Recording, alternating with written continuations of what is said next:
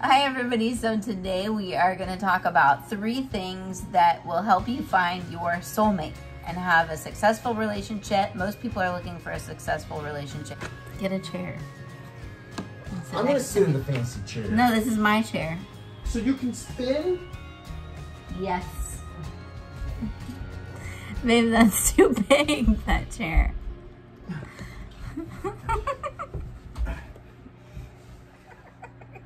Hi. Hi. So the first thing, and I think we can both agree on this, is that the most important thing if you're looking for the right person is to be pursuing God, putting him first, being in a place where you're willing to brush everything off the table and say, I'm starting over and I'm not going to be with somebody just to be with somebody just because I'm lonely or just because I don't, I'm tired of being single, whatever. That you're willing to say, I don't care if I'm not with anybody because I'm just going to seek God first and I'm going to let him bring the person. I'm not going to try to bring the person in my flesh, right? Yes, absolutely. That's getting tired of failure relationship after failure relationship, after toxic relationship. So you actually stop and give your life to Christ and go by that and start all over, but with this time with a biblical foundation. Yeah. To finding exactly. Because and we were both in different places when we met. You were tired of, and I won't speak for you, but I will speak for myself. Like I had been in a good marriage for 10 years and had little kids, and my husband passed away. And so I was a widow, and I was very unfamiliar with the dating world because it had been so long, and I was honestly dreading it. But I didn't feel like God had called me to be alone. I knew, and God had actually spoken to me about the type of person that he was going to bring to me. He gave me such specific details that it made it, but you don't need those specific details is the thing. Like I did know those things in my heart, and I believe, the Bible talks so much about like orphans and widows, and so I believe God had mercy on me in a lot of ways and gave me some insight because he saw how hard it was. But the reality is that we have to build our foundation of any relationship. It could be romantic, it could be just a friend, it could be any family member. It always has to be based on the word and based on putting him first. So for me, it was coming from, I'm starting a whole brand new life, one that I necessarily didn't want to start, but I knew that God was giving me a fresh start, and so I was going to see it from that perspective. And it was going to take somebody very special for me to be able to want to go into a relationship again. Yes.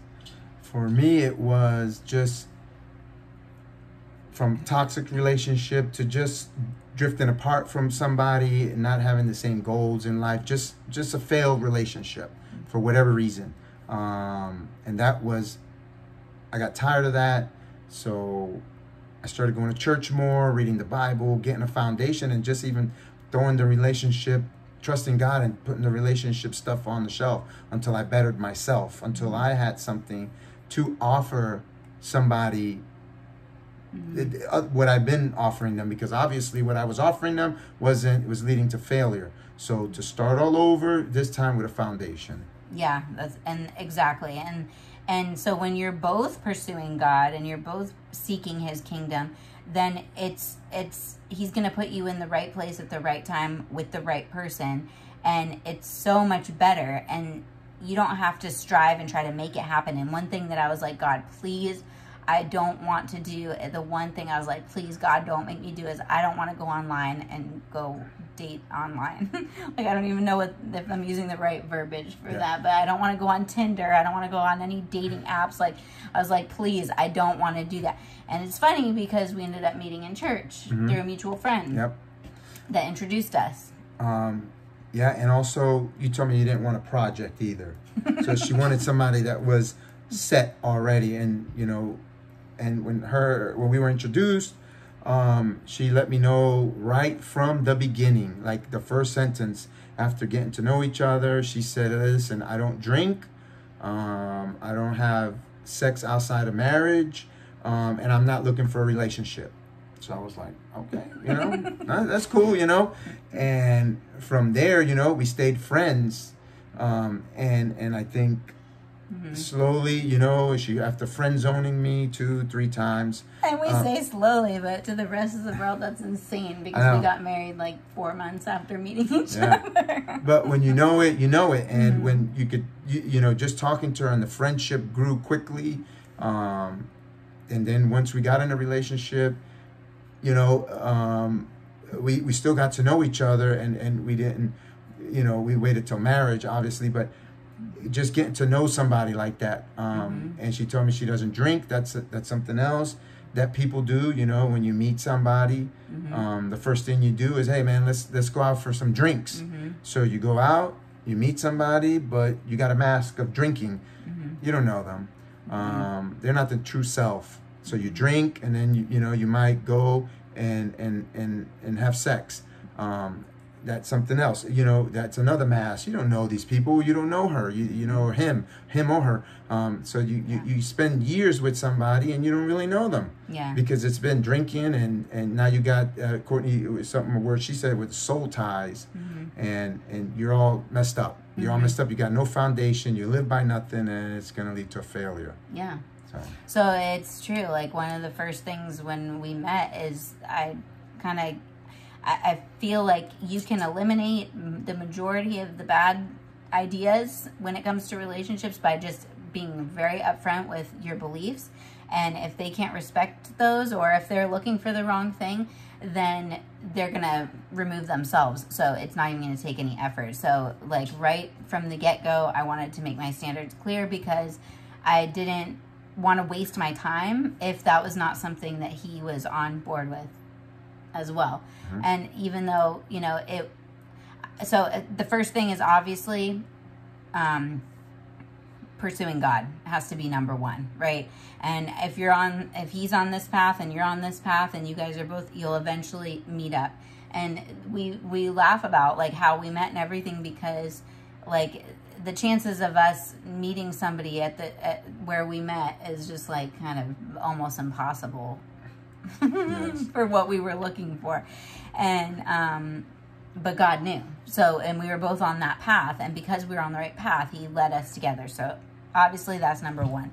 And 2 and 3, like he was saying, and if you eliminate premarital sex, or you eliminate alcohol from almost any relationship, people would be like, well, what's the fun in that? Like, how is that a relationship?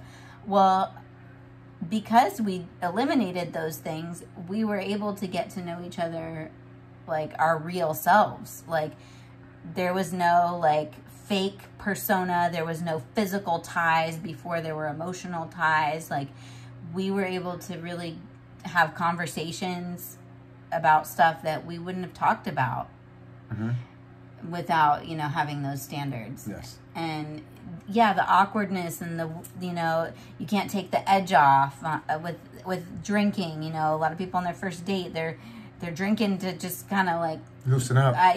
Loosen up. It's like an icebreaker or whatever. But you need that awkwardness and that tension, because you can't build a relationship on fake stuff. Yeah. And neither one of us wanted to do that for different reasons. But we both were at a point in our life where we didn't want to play around with the wrong people and waste our time. Yes, right? Absolutely. Yep. You get tired of that. You get tired of just spinning, going. You don't change anything, and you end up in the same. Let it be a 6-month relationship, 3-year, 4-year relationship, and you end up back, and you just wasted all this time to start all over. And I know people dread that, and that's one of the things they talk about. Man, I just broke. They put up with things because they don't want to break up and start all over. So I've heard people, but what am I going to do, man? I got to start all over with somebody. I just put up with her stuff or his stuff, and now you're not living by anything. Yeah. It's a failure. You're not happy. You don't live with that joy and the peace. Yeah. There is better when you have standards, when you have standards that you set up. And if you're a woman, that's you know, most guys, once you tell them that, they're going to fall off. Yeah. They're not going to waste their time. They're going to go, now the genuine guys, the ones that are like, hey, you know what, this is cool. And when she told me that, I said, well, I've never done that before, but, you know, I'll give it a shot, you know. And then, you know, she just became more interesting, and she's extremely intelligent, and she's beautiful. So it just, I learned so much, and just listening to her, I was like, wow, she's amazing. Like, and I wasn't drunk, so I remembered everything that, you know, that we talked about. So she was amazing, and so I was like, wow, and that led me to want more, and her, and we grew and we blossomed. And it didn't take, you know, some people might say, oh, whatever, it's quick or whatever, but you know, our foundation was solid. Our foundation was solid, and we were real, we were genuine, and she accepted me, and I accepted her like that, and that's how our foundation became solid. Yeah. And that's what we grew on. Exactly. And we got married after just knowing each other 4 months, which is crazy considering like everything I had just been through and everything he had been through. And I know a lot of people they thought we were crazy. But I will say that the people, our inner circle, and the people that have been with me from point A to Z, and same thing, you know, with him, like the most important people in our lives, they recognized that it was God, and they gave their blessing on it. So it wasn't like, I just want to say that because I think it's important that if you're with somebody and everybody is telling you you're crazy, you're insane, that's not a good person, you shouldn't be with them, you need to listen to that. Like, that's important to listen to those other voices, because people can see things that you can't see. So when I say people thought we were crazy, I'm not talking about our inner circle, the people closest to us, the people that love us, the people that know us the most, that have been through thick and thin with us. No, I'm not talking about those people. I'm talking about, like, the haters, I guess, which you're always going to have the haters, so it doesn't really matter. But my point is that don't just go, oh, well, yeah, this might be crazy, and everybody thinks that we're wrong and we're crazy, but we're in love and blah, blah, blah. Like, that's just dumb, and that's not going to end well. Like, you need to listen to people around you. But if it is God, then you're going to get the green light, green light, green light. And if you followed all of these standards and you've held, and there were moments, you know, that these weren't easy things for us to do. Like, it wasn't like, oh, okay, yeah, we're just not gonna, you know, have like, it was hard, you know, it was difficult to break the way that the world does things and the pattern, and it was holding each other accountable, and when one was weak, the other one was strong, and one was, you know, taking turns, but the trust that's built in doing things the right way, you can't really, like, we have complete confidence in each other that now that I don't know that we would have had otherwise. You bring a good point with that. Trust, because when you get to know somebody like that, you see their true self, and if they're not trustworthy or you're going to see that earlier on when you're not drinking, when you're not, you know, your senses are all there. And, you know, just, you know, and I'll mention it. I was going to church, and we were going to the same church, and, you know, my buddy, the pastor, you know, he knew me, and he knew me a long time, and he knew my heart, and he knew the type of person I was, and that's who introduced us. So I'll give him credit, John Tompkins, for that. And, you know, he like, man, you know, you single, man? You still not, what's up? So now I'm single, you know, and he said, well, I got somebody for you to meet. And we met, and the rest is history, you know, so. And it's funny because even though we hadn't met yet, Jay had seen my videos online, so he already kind of, when he saw me, knew who I was. Yes. So it's funny, we always talk about, like, don't do something even if you're just doing it for one person. Like, you be obedient to God, even if one person is watching your stuff. Well, that's an excellent point. Because you were the one in that case, and who knows? Maybe you know.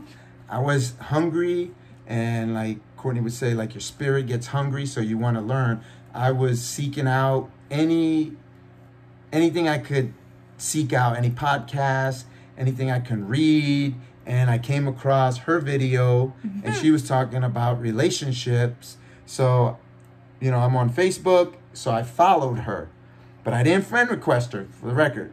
Yeah, no. But I followed her because she was interesting and she had some good material. So I thought it would help me. So I followed her, and then so when John said, "Hey, I got somebody to meet," he pointed to her, and I was like, "Wait a minute, I know her. You know, I follow her. She got a you know, she does the videos," and you're like, "Yeah." So, and the rest is history. Yeah.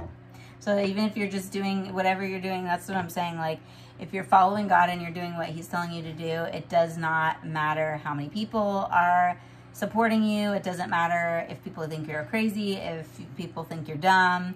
It doesn't matter. You just keep doing it because there's a reason. And that's why seeking Him first is the most important in finding the one that you are going to love forever, because there's so many different elements that He's going to bring in. And it's crazy how it worked out. Like, it's like my kids lost their dad to cancer, and his oldest daughter, lost her mom to cancer. So like, He was able to understand what my kids were going through, which was huge, because obviously my kids are the most important thing to me, and I didn't want to just be with somebody who didn't care about them or didn't know what they were dealing with. And so the fact that He already went through that with his daughter, like, there's just so many pieces that, you know, like, you can't make it up. Like, it has to be God. Exactly. So I was a fan before I was her husband. But like she said, seek Him, trust God, trust in the Lord, give it all to Him, be done with what this world has to offer. Failure, disappointment, and everything else that goes with that. If you trust Him, and if it's in the Word and your will, and He's got it lined up for you, you will receive it. That's period. We're living proof of that. Yep. And I gave it all up, and I was ready just to stay where I was at by myself and just learning everything I could. But I knew I wanted a wife. I didn't know about the baby, but I was open to it. But I wanted a wife. I did want a wife, and I love kids. And God, I think, knew my heart when it came to kids.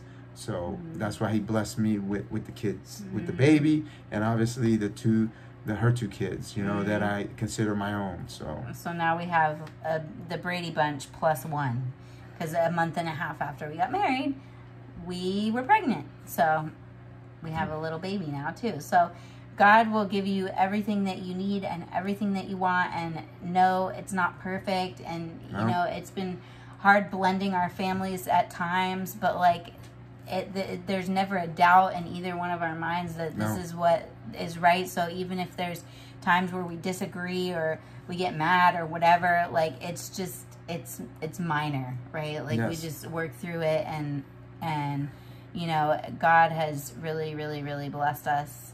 And you know, guess what? We work through it because we have that solid foundation that we talked about, you know, and we're on the same path. Yeah. So, you know what I mean? And ladies and gentlemen, don't think you're going to get with somebody and then try to change them. Well, this person is good. You know, I think no, you're not going to change anybody. You're not going to change anybody. They might, once they get in, they might change a few things in the relationship, but you have to accept them for basically who they are. Right. You can't, when you marry them. When you marry them, when you get, you know, in a relationship, when you start talking to somebody, whatever, you're not going to change them. No. So, but you have to accept them, and there's a difference there. Yeah, exactly. You grow together, of course, but the person has to already be seeking God. They have to already be pursuing that relationship with Him, because if they're not pursuing a relationship with Him, they're not going to be any good at pursuing a relationship with you. And if they are as smart as Courtney, I couldn't just say, "Hey, oh yeah, I'm a Christian guy. Yeah, you know." Oh yeah, trust me. She would have seen right through that. Yeah. She would have seen right through the that's a smoke screen, and she would have seen right through that. Yeah. So Exactly. be true to yourself, be genuine. If that's not your path, is that person, then, you know, be respectful enough to go your separate way and find somebody that you're in line with. You Exactly. know? Yeah. There's nothing wrong with that. No. There's nothing wrong with that. No, exactly. Thank you guys. We hope that this helps you. Be willing to clear it all off the table and start over, and we hope that this will get you on the right path and you'll find the one that you're supposed to be with. Yes.